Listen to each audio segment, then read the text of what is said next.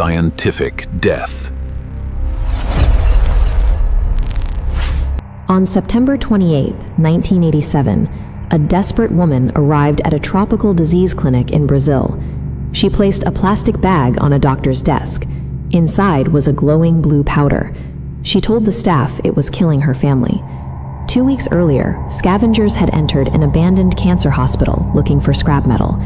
They dismantled a heavy teletherapy unit and forced open its core, breaking open a highly radioactive capsule of Cesium-137. The men were captivated by the way the material luminesced in the dark.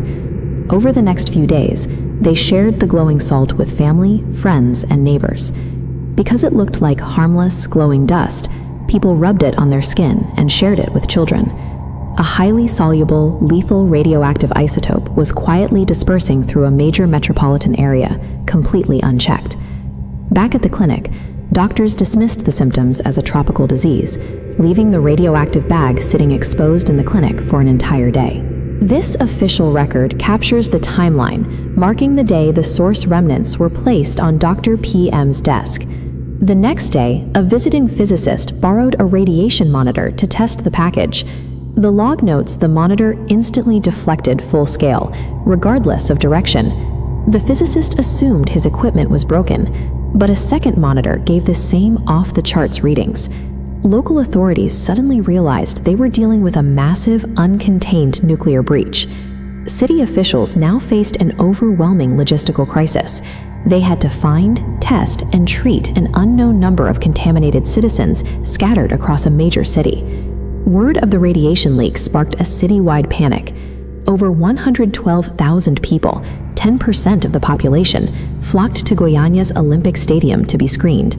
Medical personnel worked through the crowds, eventually identifying 249 individuals who registered as contaminated. Doctors prioritized patients based on the onset of vomiting and severe skin lesions, the hallmark indicators of acute radiation syndrome. While hazmat crews managed the streets, medical teams handled external decontamination, physically scrubbing patients with a mixture of soap, acetic acid, and titanium dioxide. But the real danger remained hidden inside. The most critical patients had inhaled or ingested the radioactive powder, meaning the source of the radiation was now radiating from within their own bodies. To clear the digestive tract, doctors started with brute force measures like stomach lavage and laxatives. They then administered massive, unprecedented doses of a chemical compound called Prussian blue, up to 10 grams a day for some adults. Prussian blue acts as an ion exchange medium. It chemically locks on to radioactive Cesium-137 particles inside the gut. Because Prussian blue is too large for blood vessels to absorb, the trapped radiation is safely excreted rather than staying in the tissue. This treatment allowed the body to purge the isotope. It significantly shortened the radioactive half-life and resulted in an average 71% reduction in the absorbed radiation dose.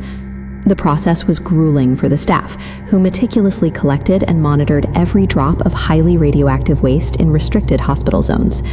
By aggressively pursuing this internal decorporation strategy, the medical team saved dozens of victims from what would have otherwise been fatal doses. This histogram shows the distribution of radiation doses across the population. While most were low, 4 individuals absorbed lethal amounts and succumbed to their injuries. The most tragic case was 6-year-old Lydie. She was so radioactive that her body had to be buried in a lead-lined coffin and sealed with layers of concrete. As the physical emergency stabilized, a wave of psychological paranoia began to sweep the region. Fearing contamination, neighboring provinces boycotted Goiânia's products, leading to widespread discrimination against its citizens and their businesses. The local economy suffered a staggering blow. Prices for manufactured goods dropped 40%, tourism collapsed, and total losses climbed into the hundreds of millions of dollars. A radiological disaster's impact is not limited to physical injury. The invisible nature of the threat generates a unique psychological terror that can cripple a region's economy long after the physical material is contained. The disaster exposed a fatal lack of radiation education and oversight, but it ultimately forced a global reckoning on how radioactive sources are managed. The responding doctors gathered invaluable data on how the body handles extreme exposure and confirmed the efficacy of treatments like Prussian blue. This Goiânia data directly informed international safety standards, establishing the modern protocols for discharging contaminated patients back into the community. The tragedy in Brazil remains a stark record of the dangers of abandoned nuclear technology, but it also stands as the foundation for the medical protocols we use today to respond to radiological crises.